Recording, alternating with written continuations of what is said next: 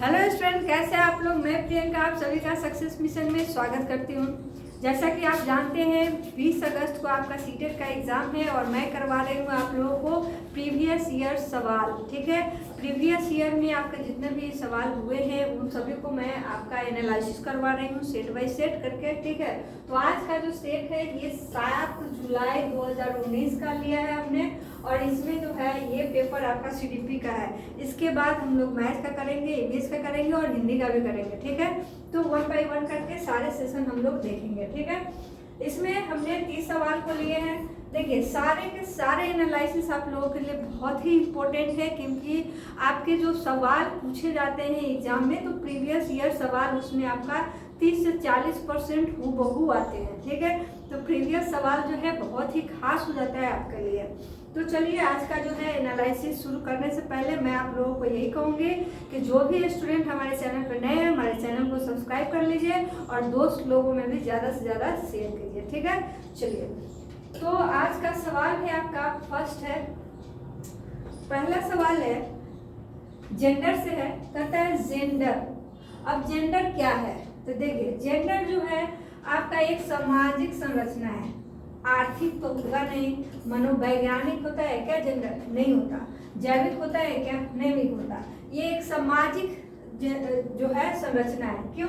क्योंकि जेंडर में ही समाज में ही ऐसे होते हैं कि गर्ल्स जो होती है घर का काम काज करे और लड़के जो होते हैं घर से बाहर का काम काज करे। ठीक है, लड़कियों को शिक्षा के योग्य नहीं माना जाता, लड़कों को शिक्षा के योग्य माने जाते हैं। तो ये सभी इस तरीके की धारणा कहाँ होती है? हमारे समाज में होती है। पर्सनली कुछ लोगों की ऐसी धारणा है, इसलिए ये क्या है जेंडर आपका एक सामाजिक संरचना है, नॉट इकोनॉमिकल। ठीक है, तो ये आपका इकोनॉमिकल नहीं होगा, न ही साइकोलॉजिकल होगा, न ही आपका बायोटिक होगा। क्या होगा? आपका सामाजिक संरचना। ठीक है, सोशल स्ट्रक्चर। तो आपका ऑप्शन 4।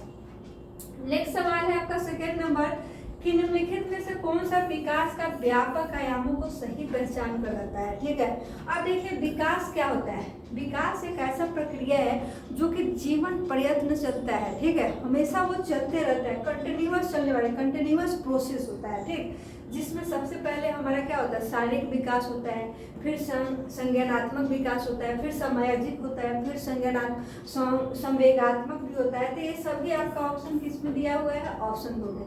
देखिए ऑप्शन फर्स्ट और थर्ड में दिया है सामाजिक संवेगात्मक, तो उसमें होगा नहीं। ठीक है, शारीरिक होनी चाहिए क्योंकि सबसे पहले शारीरिक होगी, फिर उसके बाद क्या है संज्ञानात्मक बुद्धि वगैरह हम लोगों का आएगा, फिर उसके बाद अपना सामाजिक होगा, सोशल होगा, फिर आदमी संवेगात्मक, ये सभी चीजें चलती रहती है। ठीक है, तो ये आपका ऑप्शन 2 हो जाएगा।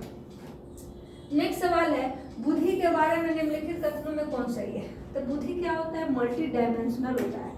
क्योंकि हम मल्टी डायमेंशनल इसलिए होता है क्योंकि इसमें बुद्धि परीक्षणों के द्वारा पूर्ण रूप से परिमेय न की जाने वाली कई योजनाएं जो होती है इसमें शामिल होती है और बुद्धि से ही हम लोग किसी चीज़ों को डिफाइन करते हैं, उसको एनालिसिस करते हैं। ठीक है, बहुत सारी चीज़ें, तो इसको हम लोग मल्टी डायमेंशनल बोलते हैं, मतलब बहुआयामी होता है। तो ऑप्शन किस में है? ऑप्शन 1। चलिए नेक्स्ट सवाल है आपका। देखिए इसमें ये भी बहुत ही बढ़िया सवाल है। दिया हुआ है कि निम्नलिखित में से कौन प्राथमिक समाजीकरण का माध्यम है? मीडियम कौन सा है? प्राइमरी सोशलाइजेशन का आपका कौन सा मीडियम हो जाएगा इसमें? तो देखिए मीडिया नहीं है, विद्यालय आपका सेकेंडरी में आता है, प्राथमिक नहीं, सरकार भी नहीं आएगा, प्राथमिक आपका परिवार आता है। क्योंकि हम लोगों का जो आपका जो समाजीकरण है वो सबसे पहले कहाँ से शुरुआत होती है? तो परिवार से शुरू होती है। ठीक है, सबसे पहले हम बच्चा परिवार में ही रहता है, अपने माँ बाप के साथ रहता है, इसलिए परिवार से शुरू होता है। ठीक है, तो ये परिवार हो जाएगा ऑप्शन 2। अगला सवाल है 5 नंबर जीन पियाजे के सिद्धांत का प्रमुख प्रस्ताव है क्या है?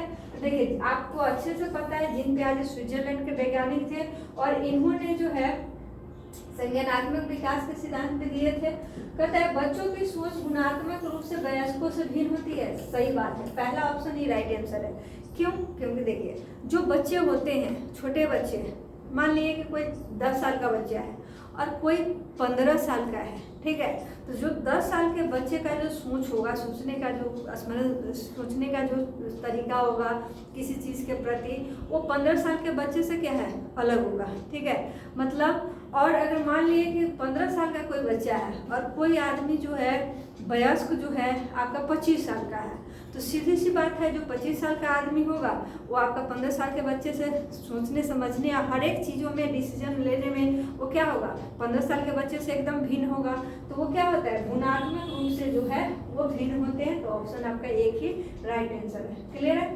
चलिए नेक्स्ट सवाल है 6 नंबर, निम्नलिखित में से कौन सी पूर्व संक्रियात्मक अवस्था बच्चे की विशेषता को बताती है। तो देखिए पूर्व संक्रियात्मक अवस्था जो होता है, जैसे हम लोग कोई काम करते हैं, किसी चीज़ को रिलेट करते हैं, अपने विचारों को कहीं पे संबंध करके कोई चीज़ सीखते हैं, तो उस अवस्था को हम लोग कहते हैं उत्कर्मणीयता बोलते हैं उस विचारों को, ठीक है। तो विचारों पे उत्कर्मणीयता आता है जिसमें हम लोग किसी चीज़ को जानने के लिए इच्छा जताते हैं, कोई चीज़ सीखते भी हैं, ठीक है। तो ऑप्शन एक हो जाएगा राइट आंसर आपका, 2, 3, 4 नहीं।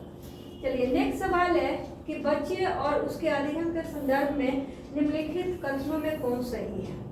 तो बच्चे और अधिगम, ठीक है, बच्चा तो बच्चा है और अधिगम मतलब सीखना है, ठीक है।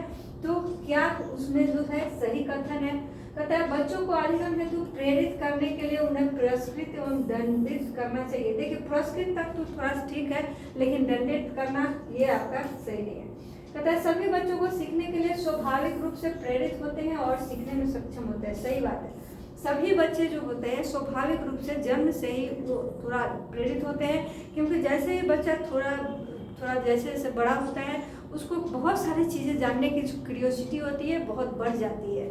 आप कभी कभी ऑब्जर्व करेंगे कि छोटे बच्चे जो होते हैं अपने माँ बाप से बहुत उटपटा सवाल भी पूछते हैं, क्योंकि उनकी क्यूरियोसिटी बहुत ज़्यादा हो चुकी होती है और वो तरह तरह के सवाल पूछते रहते हैं। चंदा मामा इतना दूर क्यों है, हाथ में क्यों नहीं रख सकते, ये वो ऐसा वैसे सवाल पूछते हैं, ठीक है। तो ये रह गया आपका ऑप्शन नंबर 2। नेक्स्ट सवाल है आपका 8 नंबर कि प्रगतिशील शिक्षा में बच्चों का किस प्रकार से देखा जाता है। अब देखिए प्रगतिशील शिक्षा में बच्चे लोगों को एक क्या होता है, एक कंटिन्यूअस पैटर्न दिया जाता है कि आप लगातार उस चीज़ को अगर करते हैं तो सक्रिय अन्वेषण के रूप में जो है उसको इसमें बच्चों को डिफाइन कर सकते हैं। कोरी स्लेट या खाली कागज, खाली स्लेटों के रूप में तो नहीं, छोटे वयस्कों के रूप में नहीं, निष्क्रिय तो होगा नहीं। तो ऑप्शन कौन सा हो जाएगा, ऑप्शन नंबर 4 हो जाएगा राइट आंसर। नेक्स्ट सवाल है आपका दिया हुआ है कि लेव वाइगोत्स्की के अनुसार अधिगम जो है, लेव वाइगोत्स्की का, अब देखिए लेव वाइगोत्स्की जो है इन्होंने सामाजिक सांस्कृतिक का सिद्धांत इन्होंने दिया, ठीक है। तो सामाजिक सांस्कृतिक का सिद्धांत जो है आपका ये क्या है, ये ऑप्शन नंबर 2 में दिया है कि एक सामाजिक गतिविधि है। वाइगोत्स्की क्या बताते हैं, ये भी जो है सामाजिक संस्कृति पे एक सिद्धांत दिए हैं, तो ये सामाजिक गतिविधि है। नेक्स्ट सवाल है आपका 15 नंबर कि जिम प्याजे के अनुसार बच्चे जो है, अब जिम प्याजे क्या है कि जिम प्याजे मानते हैं, जिम प्याजे ने संज्ञानात्मक विकास दिया है और ये मानते हैं कि बच्चा जो है अपने सोसाइटी से जो है, अपने समाज से सीखते हैं, ठीक है, अपने समाज से, ठीक है। तो इसमें जो है जिम प्याजे संज्ञानात्मक विकास का सिद्धांत दिए हैं और उनका कहना है कि बच्चे का जो है जैसे जैसे उम्र बढ़ता है वैसे वैसे चीज़ें वो सीखते हैं। और उन्हीं का जो है एक आलोचना की हुई है वाइगोत्स्की ने, जिन्होंने बोला है कि बच्चा जो है उम्र के साथ साथ छोड़कर वो समाज से भी सीखते हैं, ठीक है। तो इसलिए वो सामाजिक संस्कृति का सिद्धांत दिए हैं कि उनका कहना है कि बच्चे सोसाइटी से ज़्यादा सीखते हैं, ठीक है। उम्र की अवस्था एक अलग बात है, ठीक। तो दोनों का अपने अपने जगहों पे सही है, ठीक है। तो यहाँ ऑप्शन देखें, कहता है कि जिम प्याजे के अनुसार बच्चे को पुरस्कृत एवं दंड के सिद्धांत का प्रयोग करते हुए विशिष्ट तरीके का व्यवहार करना एवं सिखाया जाता है। तो दंड है तो नहीं होना चाहिए, दंड यहाँ पे आ गया, इसलिए ऑप्शन 1 क्या हो गया, गलत हो गया। कहता है ज्ञान को सक्रिय रूप से संचालित करते हैं और जैसे जैसे दुनिया में व्यवहार कौशल का उपयोग करते हैं तथा अन्वेषण करते हैं। तो ऑप्शन आपका क्या है, 2 है। यहाँ पर भी जिम प्याजे जो है ये कहते हैं कि दुनिया में जैसे जैसे व्यवहार करेंगे वहाँ पर भी क्या होते हैं, बच्चे वहाँ पे कौशल अपना सीखते हैं, अर्जित करते हैं। नेक्स्ट सवाल है आपका 11 नंबर कहता है चालक विकास की दर में व्यक्तिगत विविधताएं होती हैं, फिर भी चालक विकास का क्रम डैश से डैश तक होती है। अब चालक विकास का दर इसमें समझते हैं। देखिए, जब भी बच्चे का इसमें विकास होता है तो आपका सबसे पहले क्या होता है, बच्चा बैठना सीखता है, बैठने के बाद चलना सीखता है, चलने के बाद थोड़ा थोड़ा, अब जब बच्चा चलने लगता है तो उसको सोचता है कि खूब दौड़े, ठीक है, तो दौड़ता भी है, खेलना कूदना ये सभी, मतलब आपके शरीर की बड़ी हड्डी जिस कामों में आपका साथ बढ़ाती है, ठीक है, तो उसे हम लोग कहते हैं ग्रॉस मोटर स्किल, ठीक है। और वैसे काम जिसमें आपके हाथ का या आपके बॉडी का सबसे छोटा हड्डी काम करता है तो उसे हम लोग कहते हैं फाइन मोटर स्किल, ठीक है। जैसे बच्चा चलना पहले सीखता है, पेन पकड़ना बाद में सीखता है, लिखना बाद में सीखता है, ठीक है। तो पहले क्या होता है, स्थूल चालक विकास होता है, मतलब ये हो गया ग्रॉस मोटर स्किल, और बाद में जो है फाइन मोटर स्किल सीखता है, ठीक है। तो उसी को बोलते हैं सूक्ष्म चालक विकास, ठीक है, ये हिंदी में दिया है। चलिए, तो ऑप्शन 4 हो जाएगा। नेक्स्ट सवाल है कि वह अवधि जो वयस्कता के संक्रमण की पहल करती है उसे क्या कहते हैं। तो संक्रमण मतलब यहाँ जो है वयस्कता का संक्रमण करती है, करने का मतलब वयस्कता आ रहा है तो उसका पहल कौन करती है, तो किशोरावस्था करेगी, स्वाभाविक है, क्योंकि किशोरावस्था के बाद ही तो वयस्क अवस्था आता है, ठीक है। तो ये आपका किशोरावस्था खत्म होने के बाद वयस्क अवस्था आपका 21 के बाद शुरू हो जाता है, तो ऑप्शन 2 हो जाएगा। नेक्स्ट सवाल है कि एक प्रारंभिक कक्षा में एक बालक या बालिका अपने साथ जो अनुभव लाते या लाती हैं तो क्या लाती है, तो उन्हें शामिल कर उनका संचय करना चाहिए, सही बात है। आप उनके अनुभव को भी शामिल कीजिए और लोगों में भी साझा कीजिए और सीखिए सिखाइए, ठीक है। कहता अस्वीकार करना चाहिए, नहीं, उनकी अपेक्षा करनी चाहिए, नहीं, उनको ध्यान नहीं देना चाहिए, इस तरीके का चीजें नहीं होना चाहिए। क्या होना चाहिए कि अगर किसी भी प्रारंभिक कक्षा कक्ष में अगर अलग अलग तरह के बालिका स्टूडेंट आते हैं तो उन सभी को हम लोग इक्वल करके पढ़ाना चाहिए, ठीक है। चलिए, नेक्स्ट सवाल है 14 नंबर।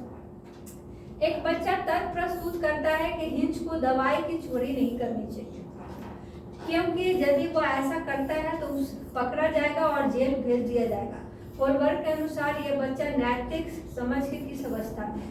आपको पता है कोलबर्ग ने जो है नैतिकता का सिद्धांत दिया है, जिसमें एक हिंस का आपका जो है बहुत अच्छा, बहुत ही प्यारा सा कहानी है कि उसमें एक आदमी होता है जिसकी वाइफ जो होती है बीमार होती है, बहुत बीमार होती है, उसको कैंसर होता है और वो जो है इलाज करवाता है तो डॉक्टर उसको एक दवा बताता है और वो दवा बहुत ही कॉस्टली होता है और वो आदमी वो दवा खरीदने में असक्षम होता है। तो वो डॉक्टर से रिक्वेस्ट करता है कि आप ये दवा जो है हमें ऐसे उधार मतलब फ्री में दे दें विदाउट कॉस्ट, या अगर आप पैसे लेंगे तो आप पैसे कम कर दें, या फिर वही पैसे लेंगे उतना ही जितना आपने बोला है तो वो हम किस्त में आपको दे पाएंगे, एक बार में देने के लिए हमारे पास नहीं है। लेकिन डॉक्टर नहीं मानता है तो क्या करता है वो आदमी मजबूर है कि अगर दवा नहीं मिला तो उसकी पत्नी मर जाएगी, इस टेंशन में फिर क्या करता है जा करके वो डॉक्टर के यहाँ से वो दवा चोरी कर लेता है, ठीक। तो उसको जो है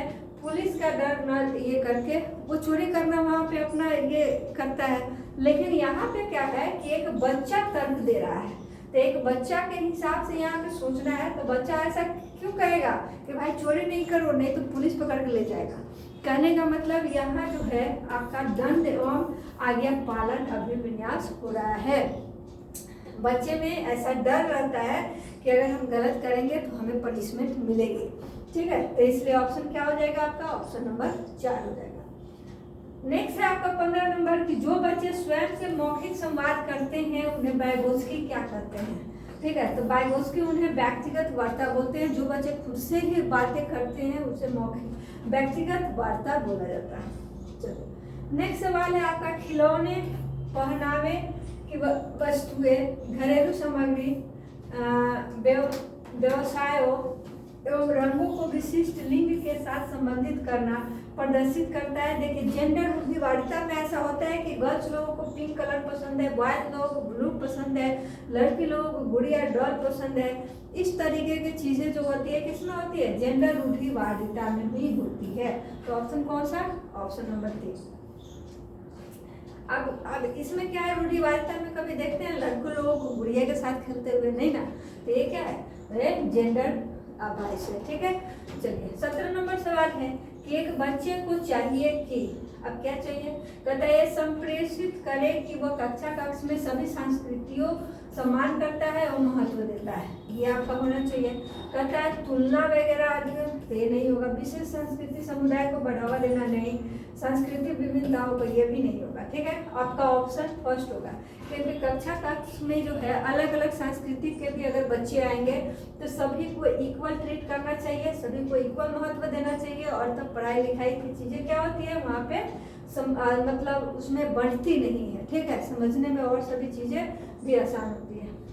निम्नलिखित संरचनाओं में से शिक्षा का अधिकार अधिगम 2009 जो है किसकी वकालत करता है, मुख्य धारा शिक्षा की नहीं, एकीकृत शिक्षा नहीं, पृथकीकरण शिक्षा नहीं, समावेशी शिक्षा।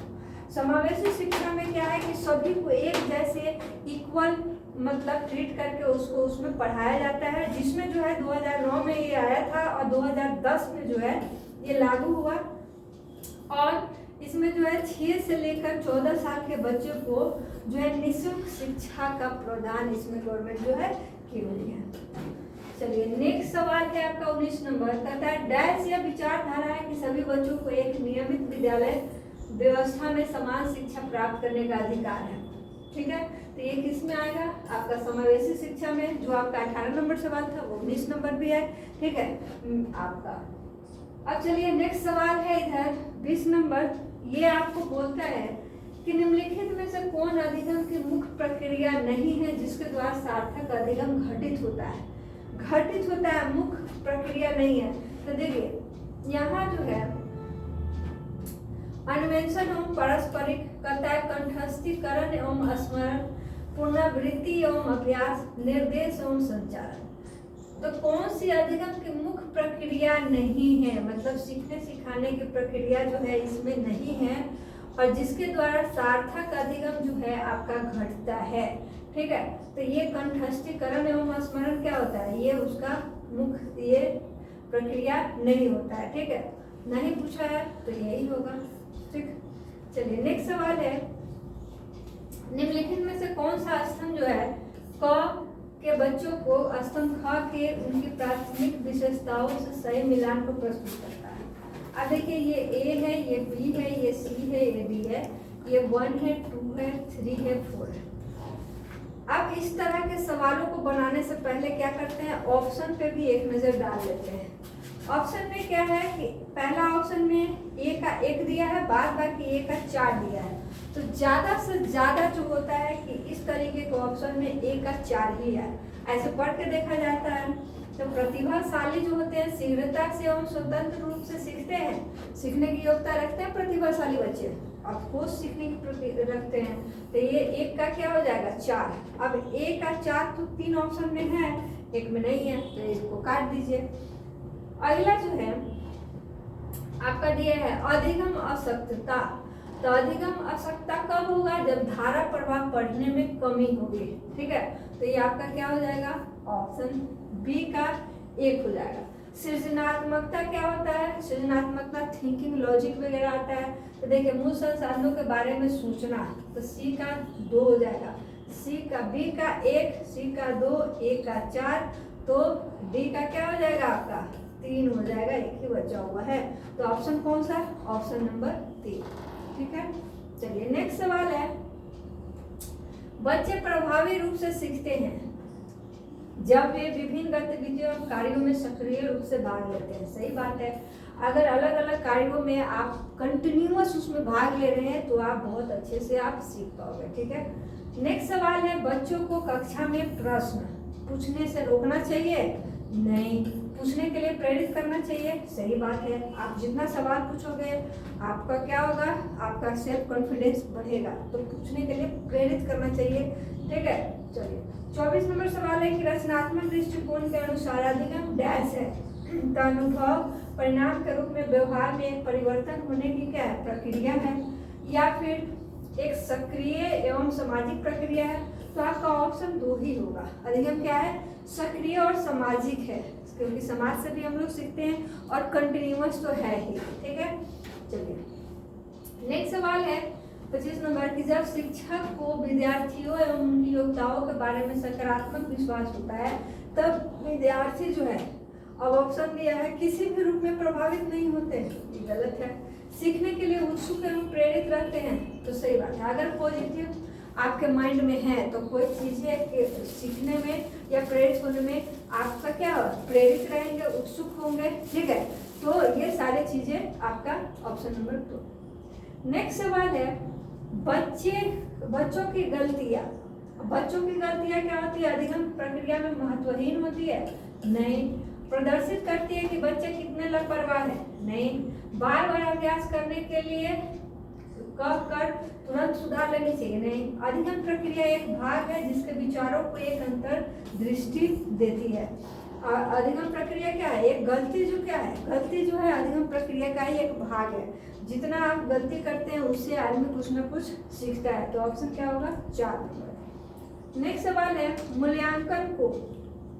मूल्यांकन क्या है, तो देखिए वस्तुनिष्ठ प्रकार के लिखित कार्यों पर आधारित होना चाहिए, नहीं। एक अलग गतिविधि के रूप में लेना चाहिए, नहीं। अलग गतिविधि कहाँ से हो जाएगा, क्योंकि आप पढ़ाई लिखाई कर रहे हैं तो उसी से रिलेटेड आपका क्या है, अधिगम प्रक्रिया है। तो शिक्षण अधिगम प्रक्रिया क्या होता है, भाग होता है। शिक्षण अधिगम प्रक्रिया क्या होता है, उसका एक भाग है जिसमें पढ़ाई के क्रम में कोई बच्चा कितना पढ़ा है, कहाँ उसको दिक्कत हो रही है, क्या उसकी समस्या है, वो सारी चीजें हम लोग अधिगम में मूल्यांकन में हम लोग उसमें लिखते हैं, ठीक है। इससे जो है बच्चे का अच्छा पढ़ाई लिखाई में विकास होता है। नेक्स्ट सवाल है कि नीचे लिखी हुई स्थिति किस सिद्धांत को दर्शाती है।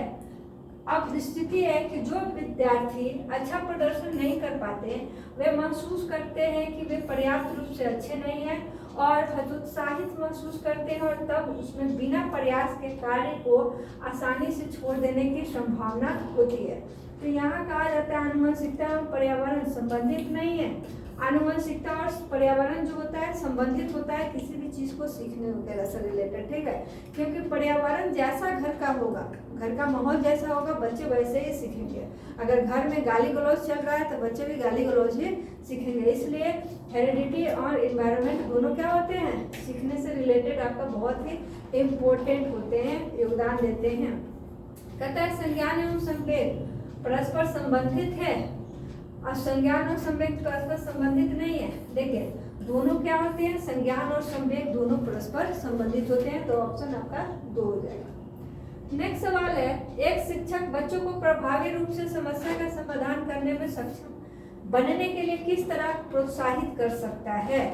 तो यहाँ प्रोत्साहित करना है, तो चलिए इसमें देखते हैं।